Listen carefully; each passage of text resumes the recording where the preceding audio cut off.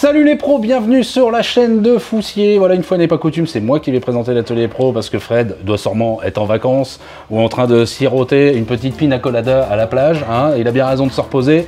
Donc aujourd'hui, atelier pro spécial sur la chaîne Foussier dédié à la sécurité, comme vous en doutez. Hein, ce n'est pas un micro-ondes. Et non, ce n'est pas un micro-ondes, c'est un coffre-fort. Et justement, pour nous parler de ce coffre-fort, on reçoit aujourd'hui Fanny de la société Bergwachter. Je réussirai à le dire bien avant la fin de l'épisode, c'est promis.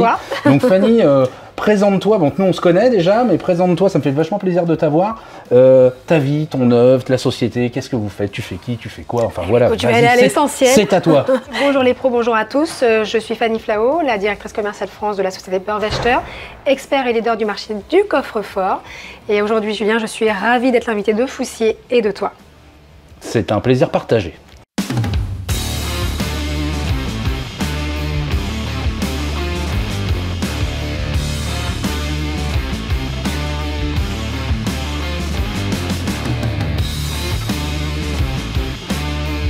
Donc Fanny, parle-nous de Bergwachter. C'est pas facile à dire. Bergwachter. Bergwachter, exactement. Yeah. Donc Bergwachter. Donc c'est qui, c'est quoi l'entreprise? Raconte-nous l'histoire, c'est quand? Fais-nous rêver un peu. Je vais essayer, je vais tenter. Là, tu vas y arriver. Fort, je vais essayer de te séduire. Ça marche. Donc Bergwachter, c'est une société qui est allemande, qui a été créée en 1920. C'est une société familiale et internationale. Nous fabriquons des coffres forts, c'est le cœur de métier de Bergwachter. Nous fabriquons des cadenas, nous fabriquons du contrôle d'accès. Donc c'est assez vaste. Donc Fanny, aujourd'hui, il y a un magnifique produit qui est là. Et en plus magnifique parce que moi je le connais bien, parce que c'est le mien que j'ai ramené, hein, parce que je suis utilisateur, donc c'est pour ça que je suis là aujourd'hui aussi. Est-ce que tu peux nous parler un peu plus justement de ces produits-là, de ce coffre que j'ai moi déjà en ma possession depuis plus de 6 mois et j'en suis très content. Mais ça va faire une belle jambe aux auditeurs, donc parle-nous un peu des détails techniques. Pourquoi celui-là et pas un autre? Donc pour répondre à ta question Julien, le coffre-fort ici présent, c'est le Diplomate 740. D'accord. Donc ce coffre-fort-là, il a les serrures électroniques avec affichage graphique et empreinte digitale. C'est vrai. Donc ce modèle-là, il existe en 4 tailles et 2 systèmes de fermeture, avec la serrure électronique comme ce modèle ici, ou alors avec la version à clé classique. Donc celui-là, il pèse 90 kg. 92 précisément. 92, c'est le plus petit de la gamme celui-là? Le plus petit. Et le plus gros, il pèse combien? Ça me fait peur, hein, c'est déjà celui-là, il est lourd à porter. Hein. Eh ben, plus du double, Julien. Précisément 186 kg. 186 kg. Incroyable. 2 mois. C'est pas facile à lever, je peux vous le dire. Explique-moi pourquoi c'est aussi lourd. C'est juste pour une question de faut pas qu'on puisse pas l'emmener ou il y a quand même non. Parce que au-delà de la taille qui est vraiment importante, il y a aussi le blindage à l'intérieur du coffre-fort. Tu as différentes couches d'acier au niveau de la structure, donc du corps. Et donc tu en as 3 précisément et tu en as 4 au niveau de la porte. Donc le blindage, plus il y en a, plus le coffre-fort il est lourd. Okay. Et tu m'avais dit à l'époque, excuse-moi de te couper, tu m'avais dit à l'époque, si j'ai bonne mémoire, celui-là aussi il y a un joint intumescent en périphérie, ce qui permet que s'il y a un incendie dans une maison, le joint gonfle et les, comment dire, si on a des papiers à l'intérieur et tout ça, ça résiste au feu aussi. Donc effectivement Julien, tu as raison, ça résiste à 60 minutes en fait quand tu mets des papiers ou des objets de valeur dedans. S'il y a un incendie, ça résiste jusqu'à 175 degrés. Au feu, donc à la chaleur, et tu peux conserver donc tes documents. Et finalement, il fait bien moins chaud à l'intérieur du coffre-fort quand ça crame à l'extérieur. Ouais, et c'est ça qui est super important parce que c'est bien les coffres-forts, mais si vous avez un incendie, c'est quand même un des accidents domestiques ou même pour les pros le plus répandu. Le fait qu'il soit coupe-feu et pare-flamme 1 heure. Normalement, ça doit être ça, des coupe-feu et pare-flamme 1 heure, voilà. Grâce à son joint intumescent, ça permet, s'il y a des documents quand même importants, de pouvoir les récupérer après l'incendie. Bon, sauf si les pompiers, ils mettent 8 jours à éteindre le feu, bon, je pense qu'au bout d'un moment, voilà. Mais ils sont plutôt bons, nos pompiers français, donc ça vous permet de, si vous avez des documents, des photos, enfin, vous pouvez mettre votre vie là-dedans, vous pouvez être rassuré, quoi. Donc Fanny, je voulais poser une question. Au niveau du degré de résistance des coffres, c'est certifié par quelque chose? C'est en interne, c'est en externe? Il y a des trucs avec les assurances?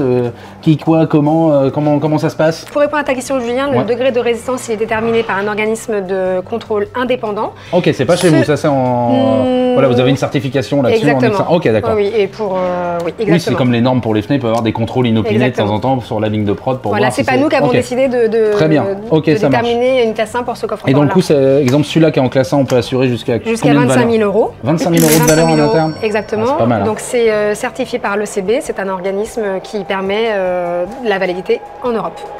Bon, ça fait plein d'informations tout ça, Fanny. Hein. Donc pour aller un peu plus en détail et puis pour mettre un peu en pratique ce qu'on vient de se dire pour qu'on se rende compte, qu'on passe de la théorie à la pratique, Oui.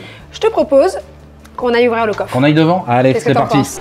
Alors Julien, Oui. ici pour la version électronique, tu choisis entre un code à 6 chiffres ou bien l'ouverture par empreinte digitale.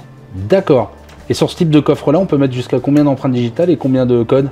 Alors jusqu'à 10 codes et 20 empreintes digitales, ce qui permet de ni oublier son code ni perdre sa clé. Pour une grande famille ou pour une entreprise, ça peut être pas mal. Et c'est vrai que l'avantage en plus de la biométrie, c'est qu'on peut oublier son code, mais c'est compliqué d'oublier son doigt. Hein. Sauf problème avec les Yakuza, tout ça, mais bon, bref, voilà. Et donc tu me disais aussi, c'est mon exemple. Tiens, synopsis. Je me fais agresser dans la rue. Quelqu'un veut voler des millions d'euros et tous les lingots qu'il y a dans ce coffre. On me coupe le doigt. Tu n'auras aucune possibilité pour pouvoir l'ouvrir. C'est juste, il faut un doigt vivant. Aujourd'hui, Ça reconnaît, vous avez une technologie qui reconnaît le doigt vivant.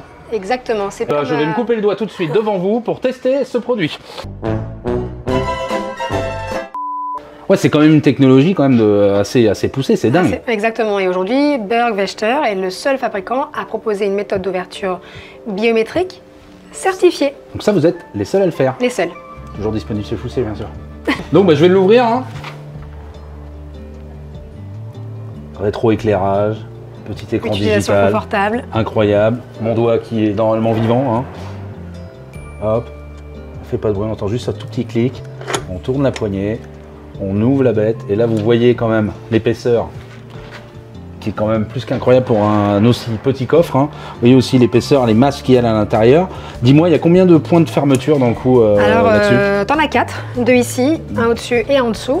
Ouais, puis en plus j'ai vu qu'il y a deux... Exactement. Enfin, équivalent un peu anti-dégondage qu'on appelle, Absolument. ça fait 2 points qui rentrent dans les trous. Et au niveau ancrage, comment on peut le fixer? Alors, soit tu le fixes par le fond au sol, D'accord. soit par l'arrière également dans le mur. D'accord. Donc, par le sol ou dans le mur par l'arrière. Ouais, donc bon.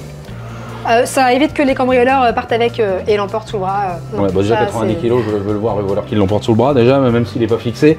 Donc ça, mais il y a quoi dedans? Alors, qu'est-ce qui se passe? C'est quoi? C'est à qui ça? Il y a un passeport. Ça, c'est le passeport de... Ah ouais, Arthur, on ne montrera pas à la télé, mais Arthur, c'est notre magnifique monteur de chez Foussier qui vous fait toutes ces vidéos. Pour son bien-être, je ne montrerai pas la photo de son passeport. Eh ben Fanny, merci pour toutes ces informations, ça a été un plaisir de t'accueillir dans cet atelier pro. Bah, Julien, plaisir partagé, merci. Merci à Foussier, merci Oui. à toi de m'avoir accueilli. Vraiment, j'étais ravie de pouvoir présenter le produit avec toi, en ta présence, en ta compagnie. Merci à l'équipe Foussier qui se trouve derrière la caméra. Merci à toi, Julien. Et à très bientôt pour d'autres vidéos sur la chaîne Foussier. Et n'oubliez pas de vous abonner. Bon, j'espère que cet épisode t'a plu. Hein. Oublie pas, pour t'abonner, c'est ici. Hein. Et puis si tu veux voir la dernière vidéo, n'hésite pas, puis t'en as plein d'autres. Hein. Tu laisses un petit pouce bleu, un petit commentaire si t'as des questions. On se fera un plaisir de te répondre. Allez, à la prochaine. Ciao!